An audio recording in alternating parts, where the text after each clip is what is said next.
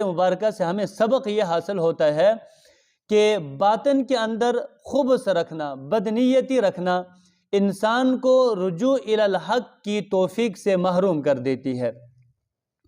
اگر دنیا کو آخرت پر ترجیح دے تو بھی انسان کے دل کے اندر منافقت پیدا ہونا شروع ہو جاتی ہے۔